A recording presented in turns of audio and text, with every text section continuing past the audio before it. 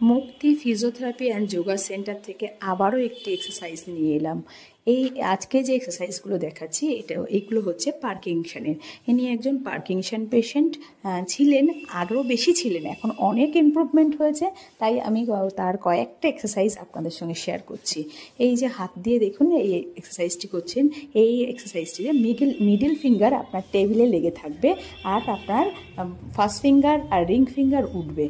এর সঙ্গে সঙ্গে আরও কয়েকটা এক্সারসাইজ দেখাচ্ছি। এই এক্সারসাইজে ধীরে ধীরে আপনি 10 করে কাউন্ট করে করে আস্তে আস্তে করতে পারেন। আর এটি দেখুন, এটিতে উনি একটা হাতে 2 দেখাচ্ছে, একটা হাতে 5 দেখাচ্ছে। এই এক্সারসাইজটা করলে ব্রেনে প্রচুর পরিমাণে অক্সিজেনের সাপ্লাই হয়, ব্লাড সার্কুলেশন হয়, আর সবচেয়ে বেশি হয় মনোযোগী। এটা বাচ্চারাও করতে পারে, বাচ্চাদের করলেও এটা প্রচুর পরিমাণে তাদের উপকার হয়, মনোযোগ বাড়ে। আর এরপরে দেখবেন আপনি এটা কমপ্লিট হওয়ার পরে উনি আবার আঙুলের একটা দেখাচ্ছে। এই আঙুলের এক্সারসাইজটা করলে কি হয়, হাতের গ্রিপের পাওয়ার বাড়ে। যেমন উনি পেন ধরতে ওনার খুব হেল্প করবে।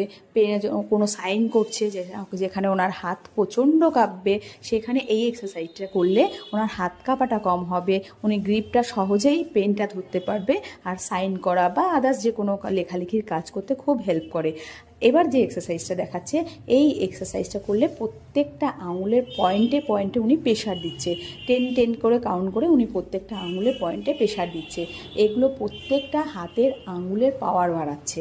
আর হাতের সঙ্গে আমরা সবাই জানি সরাসরি ব্রেনের একটা যুক্ত আছে, ব্রেনের একটা সরাসরি প্রভাব পড়ে নার্ভের ওপরে।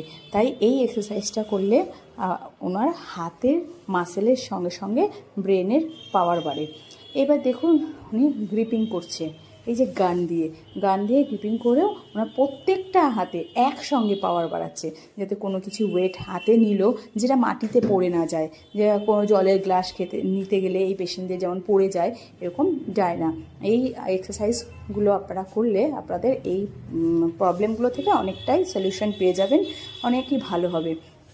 এর সঙ্গে সঙ্গে দেখুন বল নিয়ে গ্রিপ করবে, বল নিয়েও গ্রিপ করলে সবকটি প্রত্যেকটা আঙুলের প্রেস করছে, যাতে ওনার হাতের পাওয়ার বাড়াচ্ছে।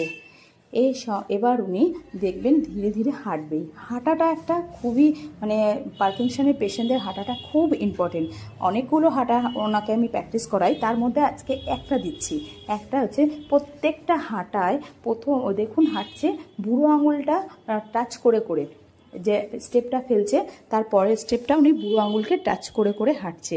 এই হাঁটাটাতে উনি ব্যালেন্সিং পাবে। যেমন পার্কিনসন পেশেন্টরা বা স্ট্রোক পেশেন্টরা প্রথমের দিকে উঠতে গেলেই একটা চক্কর এসে যায়, হাত পা কাঁপে, পড়ে যায়, ব্যালেন্স পায় না। দেখুন